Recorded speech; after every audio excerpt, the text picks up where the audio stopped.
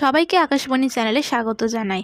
আজকে নতুন রেসিপি পনির ম্যাগি সিঙ্গারা। প্রথমে একটি পাত্রে 2 কাপ ময়দা দেব, তার মধ্যে 1 চামচ লবণ, 5 চামচ সাদা তেল ভালো করে মিশিয়ে নেব। ময়াম হয়েছে কিনা দেখে নেব। তারপর উষ্ণ গরম জল 1 কাপ দিয়ে মাখিয়ে নেব। পরে জল যদি লাগে তাহলে একটু একটু করে দেব। তারপর ময়দাটাকে 20 মিনিটের জন্য রেস্টে রাখবো। আরেকটা পাত্রে জল দিয়ে 2টা প্যাকেট ম্যাগি নিয়ে সেদ্ধ করব। সেদ্ধ হয়ে গেলে ম্যাগিগুলোকে জল থেকে ছেঁকে নেব।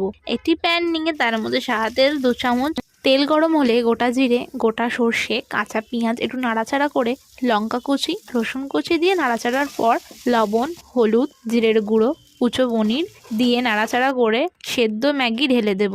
তার মধ্যে ম্যাগি মশলা দিয়ে ভালো করে ভেজে নেব। এরপর রেস্টে থাকা ময়দাটাকে লেচি করে লম্বা করে বেলে তার মাঝখান থেকে কেটে মুড়িয়ে তার মধ্যে পুর ভরে মুখ বন্ধ করে গরম তেলে ফ্রাই করলেই রেডি মুচমুচে পনির ম্যাগি সিঙ্গারা। ভিডিওটি ভালো লাগলে অবশ্যই কমেন্টে জানাবেন।